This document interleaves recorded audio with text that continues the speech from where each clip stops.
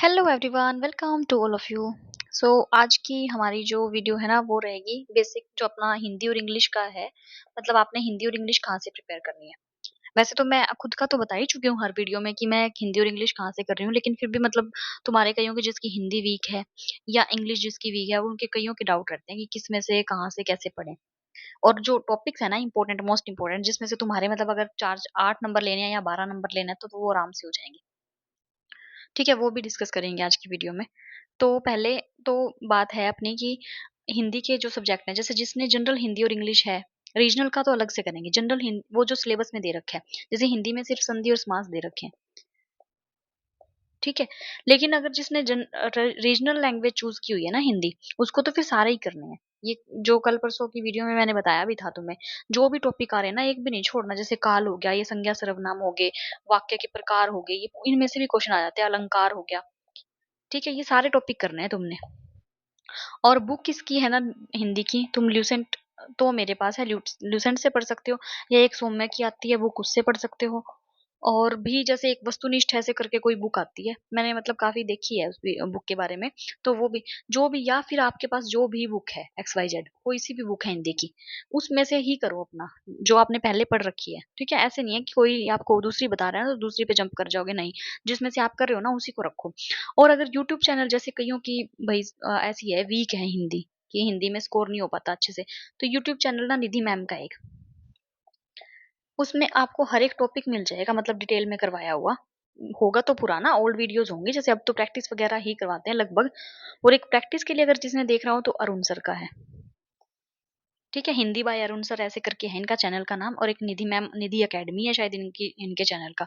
तो ये मैंने दोनों टीचर्स के नाम बता दिए आपको, तो इन दोनों से देख सकते हो आप। और जो टॉपिक्स हैं वो मैंने बता दी, जो संधि है और समास है, देखो ये तो मोस्ट इंपॉर्टेंट है। ये तो हमने करने ही करने हैं, क्योंकि ये तो जनरल में भी दे रखे हैं टॉपिक, और रीजनल में करोगे तो उसमें भी करने हैं, और इसमें से तो क्वेश्चन बनेगा ही। मतलब हर किसी का यही रहता है पैटर्न, संधि और समास में से तो क्वेश्चन बनता ही बनता है। उसके बाद जैसे वाक्य के प्रकार हो गए, इसमें से भी क्वेश्चन आ जाता है। अलंकार में से भी लगभग, जैसे टेस्ट वगैरह देते हैं तो मैंने अलंकार में से भी क्वेश्चन देखे हैं। और उसके बाद संज्ञा सर्वनाम भी है, विशेषण है, ठीक है, अव्यय, ये सारे सारे जो भी है ना ये भी हमने करने हैं। इतनी तो शायद हिंदी सबकी ठीक ठाक होगी कि मतलब ये टॉपिक तुम कर ही लोगे, इसमें इतना कोई बड़ी बात नहीं है हिंदी को करने में। और एक बात और है, देखो अगर तुम अभी कहीं कह देते हैं कि हिंदी इंग्लिश के मार्क्स को क्यों जोड़ रहे हो, इनको हटाओ। अगर किसी के 4 नंबर आ गए ना, 5 नंबर आ गए कि हाँ हमारे तो ठीक आ रहे हैं भैया, अगर 5 नंबर आ रहे हैं तो अब अगर तुम्हारे 8 तक आ रहे हैं ना 10 में से, और इसमें भी 7-8 के करीब आ रहे हैं, तो मान के चलो कि पेपर में अच्छे नंबर आएंगे। मैं हर सब्जेक्ट के बारे में ही ऐसा कहती हूँ तुम्हें, कि ऐसे नहीं है कि जितना तुमने लेना है ना उसी की लाइन में रहोगे तुम, कि 4-5 आ रहे हैं तो इसके नाम नंबर काट दिए और चलो भाई। तुम ये देखो कि वो जो तुम्हारे 4-5 नंबर कट रहे हैं ना वो कहाँ पे कट रहे हैं, ये साथ में देखना जरूरी है। क्योंकि वो वाला अगर तुम्हारा कंसेप्ट क्लियर नहीं है ना, 5 नंबर वाला, हो सकता है पेपर में वहां से क्वेश्चन बन जाए। और हल्के में नहीं ले सकते हैं इसको। तुम ऐसे सोच रहे हो ना, खुश हो रहे हो कि इसको तो हटा दो बीच में से, चलो नंबर बस हो गए अपने। क्वालिफाइंग का मतलब समझो तुम, बाद में कितनी मेहनत करते रहना उस पे। एक बार जो तुम्हारे नंबर कट रहे हैं ना, 8 नंबर भी आ रहे हैं ना तुम्हारे, तो तुम थोड़ा सा तसल्ली मानो कि हाँ हमारी ठीक है। देखो कोई कोई टेस्ट तो हो जाता है मुश्किल भाई, उसमें ना अच्छा लेवल किसी किसी में दिया होता है, लेकिन मैं तुम्हें यही रिकमेंड करूंगी जैसे भी अपना कर रहे हो ना उसके बाद चैप्टर वाइज टेस्ट देते रहो। बेशक तुम्हारी जैसे हिंदी स्ट्रोंग है ना किसी की, तो हिंदी में और थोड़ी सी कोशिश कर लो। एक तो तुमने ऐसे नहीं है कि एक ही पकड़ के चलोगे, नहीं, करनी दोनों ही है। थोड़ी सी ये ज्यादा कर लो, ये कम कर लो, जिसकी जो स्ट्रोंग है। जैसे मेरी हिंदी थोड़ी ठीक है तो दोनों ही ठीक ठाक। लेकिन हिंदी को मैं क्योंकि रीजनल लैंग्वेज से भर रखा है ना ये, तो मैं इसको कोशिश कर रही हूँ कि और ज्यादा अच्छे से मतलब कर लूँ जो भी टॉपिक है इसमें मेरे। तो तुमने अगर इंग्लिश में जैसे किसी ने रीजनल लैंग्वेज ये फील कर रखी है, तो इसको थोड़ा सा और अच्छा कर लो। लेकिन जहां पे भी तुम्हारे मार्क्स कट रहे हैं ना, अगर तुम दे के देखते हो, और जो चैप्टर वाइज टेस्ट है, एक तो ये और डाउट है जैसे किसी का कि टेस्ट सीरीज टेस्ट कौन सा कहाँ से लगा रहे हो। तो ना टेस्ट देखो, मैं तुम्हें पहले वो टेस्ट बुक का भी बताया था। ये जो चैप्टर वाइज टेस्ट है ना, ये तो मैं यहाँ से लगाती हूँ, टेक्स्ट बुक से। अब अगर जिसके पास हिंदी है उसको तो हर किसी में आपको, जैसे एस्टेट में भी हिंदी आती है, और कोई एग्जाम है, जैसे सीईटी का एग्जाम है, उसमें भी हिंदी आती है, तो जनरल हिंदी के चैप्टर वाइज तुम्हें उसमें मिल जाएंगे। ईएमआरएस वाले में भी सेक्शन वाइज में दिए हुए हैं इसके, तो ये वहां पे मिल जाएंगे तुम्हें। क्योंकि एसएससी को छोड़ के ना हर किसी एग्जाम में, हिंदी का तो है, एसएससी में इंग्लिश का, इंग्लिश कहीं से तुमने चैप्टर वाइज करने, तो एसएससी के एग्जाम को उठा लो। कंसेप्ट क्लियर करने से मतलब है ना, ये थोड़ा ना सोचोगे हम एसएससी लेवल का क्यों पढ़े, क्या पता आ जाए उस टाइप के क्वेश्चन आ जाए तो ये कहीं से भी तुम्हें क्वेश्चन मिले ना, वही लगा लो। और जो ये अब मतलब पूरा जो मोक है ना, वो स्वास्थ्य इंस्टीट्यूट वालों का है, वो मैंने ले रखा है टेस्ट सीरीज, 3-4 दिन पहले ही परचेज की है 299 में। तो 40 मॉक टेस्ट जो उसमें मिले हैं, वो कंप्लीट मैं वहां से लगा रही हूँ। ठीक है, अब तुम देख लेना, तुमने जो मतलब परचेज करनी हो ना, किसी के पास ना हो तो अपनी कर लेना। और अगर तुम ये सोच रहे हो हम बुक्स में से करेंगे प्रैक्टिस, तो बुक्स में से कर लो, हिंदी इंग्लिश का उसमें भी अच्छा मिल जाता है। तो अब नेक्स्ट पे बात कर लेते हैं अपनी इंग्लिश की। देखो इंग्लिश में तो अपने सिलेबस में ही वर्ब हो गया, टेंस है, वॉइस है, ये सारे दिए हुए हैं। सब्जेक्ट वर्ब एग्रीमेंट है, आर्टिकल्स, ये सारे दिए हुए हैं उसमें। ठीक है, वोकैब है वो अलग से है। लेकिन इसके अलावा जैसे ये नरेशन वगैरह बच गए, जिसने, इनके लिए बता रही हूँ जिसने रीजनल लैंग्वेज फीड कर रखा है ना इंग्लिश को, उनके लिए कह रही हूँ। नरेशन है, एडवर्ब है, और जैसे कंजक्शन हो गया, प्रेपोजिशन हो गए, फिर तो तुम ये सारे ही करोगे। ठीक है, ये सारे टॉपिक करोगे। बाकी हम मतलब जिसने नहीं कर रखा रीजनल लैंग्वेज जिसको फिल, वो सिर्फ सिलेबस वाले जो है ना उस पे से ही जा सकते हैं।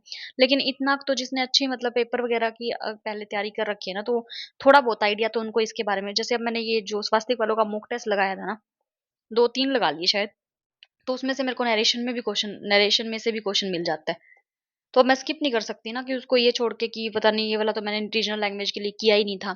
उसमें से कंजक्शन में से भी क्वेश्चन मिल जाता है, तो थोड़ी सी तो बेसिक नॉलेज इतनी तो मेरे को लगता है आपको होगी ही। ठीक है, और इसमें जिसको ये है कि हमने बुक से नहीं पढ़नी, ये नीतू मैम की बुक है मेरे पास, मैंने तुम्हें ये ही रिकमेंड की थी कि अगर किसी के पास नहीं है ना, लेना चाहो तो ये ले सकते हो, प्रैक्टिस अच्छी दे रखी है इसमें। और अगर यूट्यूब चैनल से करना चाहते हो तो रानी मैम है एक, और नीतू मैम,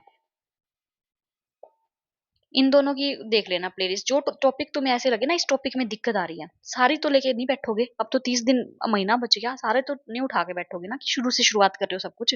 तो जो जिस टॉपिक में दिक्कत आ रही है ना, वो टॉपिक कर लेना अपना। मतलब वो तुम्हें ऐसे हो जाएगी, हाँ इस टॉपिक को करने की जरूरत है, तो उसको तुम अच्छे से लेके चल पड़ो। तो हिंदी और इंग्लिश को तुम हल्के में नहीं ले सकते कि भाई इसमें तो आ रहे हैं 4-5 नंबर आ रहे हैं, वहां पे भी बन जाएंगे। और कहीं ये सोचो कि ये हमारी वीक है, इसको छोड़ दें क्या, सिर्फ इसको ही प्रिपेयर कर लें, जैसे इंग्लिश कहियो कि इंग्लिश नहीं है हमारी स्ट्रॉन्ग, तो हिंदी हिंदी कर लेते हैं। कई बार नहीं पता चलता हिंदी में भी जो टॉपिक, जैसे संधि में से क्वेश्चन, आज आज ही मैंने टेस्ट दिया था, हाँ, और संधि में से क्वेश्चन आया था, वो मेरा गलत हो गया था। तो मतलब ये नहीं बता सकते ना, अगर मुश्किल आ गया क्वेश्चन उसमें से, तो हो सकता है वो गलत हो जाए। तो दोनों ही प्रिपेयर करनी है आपने, इसको थोड़ा सा ज्यादा रख लेना, इसको थोड़ा सा कम कर लेना, लेकिन लेके दोनों चलनी है। और यूट्यूब चैनल भी मैंने बता दिए हैं। और टेस्ट सीरीज तुम जो भी लेना चाहो ना इनमें से, तो वो ले सकते हो। अगर टेक्स्ट बुक का किसी ने पास नहीं ले रखा ना, तो टेक्स्ट बुक का ले लो, उसमें भी अच्छा लेवल भी अच्छा होता है उसमें। आसान क्वेश्चन भी नहीं है, लेवल भी ठीक ठाक है, चैप्टर वाइज भी मिल जाएगा, किसी भी पेपर का उठाओगे, कहीं से भी प्रिपेयर करोगे ना, तो वो टेस्ट दे सकते हो तुम, पास लेना पड़ता है इसके लिए। और एक और बात, देखो तुम अगर कोई भी पीडीएफ तुम्हें चाहिए ना, सीधा कमेंट में, मैं कई बार देखती हूँ ना, पीडीएफ प्लीज, इसकी बुक का नेम प्लीज, किसकी बुक का नेम, थोड़ा सा मतलब ये स्पेसिफाई तो किया करो कि कौन सी चीज का तुम पूछ रहे हो, क्या पूछना चाहते हो क्या नहीं पूछना चाहते हो। सीधा ही लिख दोगे पीडीएफ भेज दो, बुक भेज दो, कौन सी भेज दो क्या, और एक ये टेस्ट सीरीज की पीडीएफ का और रोड़ा मचा दिया तुमने कि टेस्ट सीरीज की पीडीएफ भेज दो, वो मैं कहाँ से भेजूं, मैं कैसे भेज सकती हूँ वो, मेरे पास तो नहीं है वो, उसमें तो ऑप्शन नहीं आता ना, जो ऐप से हम जो टेस्ट करते हैं, उसमें पीडीएफ का तो ऑप्शन नहीं आता। वो तो उन्होंने शायद कोई व्हाट्सएप ग्रुप बना रखा है अपना, मतलब जिसमें उन्होंने ऐड कर रखा है, उसमें फिलहाल तो मैं ऐड हूं नहीं। ठीक है, मेरे को पता नहीं उन्होंने कभी यूट्यूब पे बताया हो कि इस नंबर पे जैसे मैसेज कर देना और फिर हम तुम्हें ऐड कर देंगे, मैंने ऐसा कुछ किया भी नहीं, क्योंकि मेरे को पीडीएफ की जरूरत ही नहीं है। अब इतनी पीडीएफ में उसको डाउनलोड करूंगी, मैंने पेपर दे लिया ना अपना, जो मेरे गलत होते हैं बस मैं उसको देख लेती हूँ। मैं इतना ही करती हूँ। और अगर मतलब तुम्हें वैसे मैसेज चाहिए, तो तुम अपनी यूट्यूब की वीडियो देख लेना उनकी, उन्होंने जिसमें बोला हुआ है कि इस नंबर पे मैसेज कर दो, तुम करके ले लेना पीडीएफ, अगर ऐसे ही मिलती है तो। बाकी मेरे को पता नहीं कैसे किसको देते हैं वो पीडीएफ, कहाँ पे मिलती है, मैंने इतना ध्यान दिया नहीं है। और ना मैंने लेनी है पीडीएफ, ऐसे तो कईयों ने ले रखी है, तुम टेलीग्राम पे पूछ लेना किसी से, टेलीग्राम ग्रुप ज्वाइन कर लो, जिसने ले रखी है, अगर वो तुम्हें डाउनलोड करके दे देता है तो उससे ले लिया करो। लेकिन मैंने इतना वो झंझट नहीं पाल रखा कि मैं मैसेज करूँगी उनके पास, वो पीडीएफ उस ग्रुप में भेजा करेंगे। इतना वो कर मेरे को ज़रूरत है नहीं इतनी पीडीएफ वगैरह की उसकी। क्योंकि पेपर दे ही दिया, उसके बाद पीडीएफ का मैं करूँगी क्या? तो ये बस बात थी। टेस्ट सीरीज़ का भी तुम बार-बार यही पूछ रहे थे, तो टेक्स्ट बुक और स्वास्तिक में से तुम देख लेना कौन-सी, क्योंकि ये लोकेशर वाले का तो ना नेगेटिव लगभग, मतलब काफ़ी नेगेटिव सुन लिया मैंने कि जा नेगेटिव तो नहीं, ऑप्शन वाइज़ भी कि ऑप्शन वो सेम-सेम से होते हैं। ईज़ी लेवल है काफ़ी। ईज़ी लेवल क्या 2-3 तो ऐसे हैं जो स्वास्थ्य इनके भी ऐसे बताते हैं कि ईज़ी लेवल है। टेक्स्ट बुक का लगा के देखो फिर पता चलेगा। भाई हमें पता चल जाएगा ठीक है, लेकिन अभी हम अपने अकॉर्डिंग चलो तुम। अगर तुम्हें लग रहा है ना, जैसे मैं भी अगर टेस्ट लगा रही हूँ, तुम्हें ऐसा लग रहा है ना कि अभी हमें 5-7 दिन और देने की ज़रूरत है, तो तुम अपने 5-7 दिन दो। ऐसे भेड़-चाल मत बन जाना कि ये भी टेस्ट दे रहे हैं, वो भी टेस्ट दे रहे हैं, हम भी टेस्ट दे देते हैं। क्योंकि नंबर कम आते हैं ना, तो तुम्हें नुकसान होता है उस चीज़ का। देख के दूसरों को मत करो कि हाँ, ये दे, क्योंकि अब मैं टेक्स्ट बुक का इसीलिए नहीं लगा रही क्योंकि मेरे को ये लगता है कि मेरे को थोड़ा-सा टाइम और देना चाहिए। इसीलिए मैं अपने कंसेप्ट ना थोड़े इनके लगा के क्लियर कर रही हूँ कि जो क्वेश्चन गलत होंगे हो सकता है उसमें टेस्ट में वो क्वेश्चन मिल जाएँ। क्योंकि अगर हमने ईज़ी नहीं किया होगा ना, सीधा हार्ड पे जंप करेंगे हम, तो फिर वो तो हार्ड लगना ही लगना है। इनको इन कर के ही हार्ड हम अटेम्प्ट कर पाएँगे, और इसी को कहते हैं कि सही स्ट्रैटेजी तुम्हारी क्या होनी चाहिए। सीधा ऐसे नहीं है कि वहाँ पे चले जाओ। मेरे को तुम कितना ही कहते रहो कि वहाँ पे लगा के देखो, वहाँ का स्कोर बताओ, मैं नहीं लगा रही। जिस दिन लगाऊँगी ना तुम्हें दिखा दूँगी कि हाँ, इस दिन मैंने लगाया था और अब इतना आया है।